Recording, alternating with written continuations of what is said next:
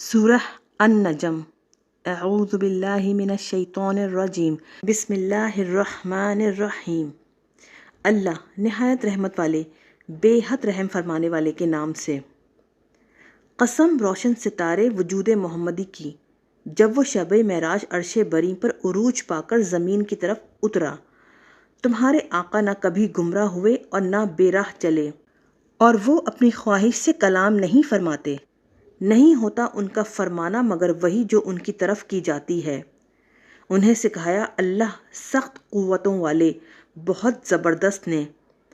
پھر اللہ نے استوا فرمایا، اس حال میں کہ وہ محمد صلی اللہ علیہ وآلہ وسلم سب سے اونچے کنارے دائرۂ امکان کے منتہا پر تھے۔ پھر قریب ہوا اللہ محمد صلی اللہ علیہ وآلہ وسلم سے، پھر زیادہ قریب ہوا تو محمد صلی اللہ علیہ وآلہ وسلم اپنے رب سے 2 کمانوں کی مقدار نزدیک ہوئے، پھر اس سے بھی زیادہ قریب، تو وحی فرمائی اپنے عبد مقدس کو جو وحی فرمائی۔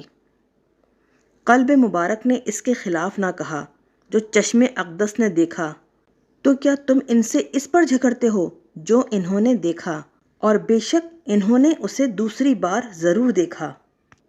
سدرۃ المنتہا کے قریب، اس کے پاس جنت الماوا ہے۔ جب ڈھانپ لیا سدرہ کو اس عظیم چیز نے جس نے ڈھانپ لیا، نہ ایک طرف مائل ہوئی نظر اور نہ حد سے بڑھی۔ بے شک انہوں نے اپنے رب کی بڑی نشانیاں ضرور دیکھیں۔ تو کیا تم نے لات اور عزیٰ دیویوں کو بغور دیکھا، اور اس تیسری ایک اور دیوی منات کو؟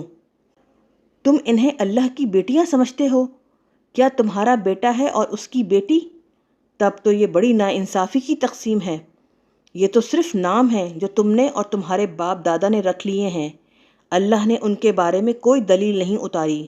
وہ نہیں پیروی کرتے مگر گمان اور اپنی نفسانی خواہشوں کی، حالانکہ یقیناً ان کے پاس ان کے رب کی طرف سے ہدایت آ چکی۔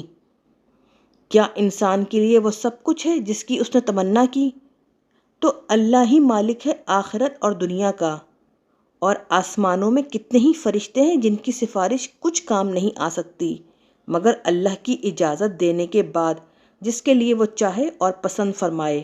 بے شک وہ لوگ جو آخرت پر یقین نہیں رکھتے، وہ فرشتوں کو عورتوں کے نام سے موسوم کرتے ہیں، اور انہیں اس کا کچھ علم نہیں، وہ گمان ہی کے پیچھے چلتے ہیں، اور بے شک یقین کے مقابلے میں گمان کچھ کام نہیں دیتا۔ تو آپ اپنی توجہ اس سے ہٹا لیں جس نے ہماری یاد سے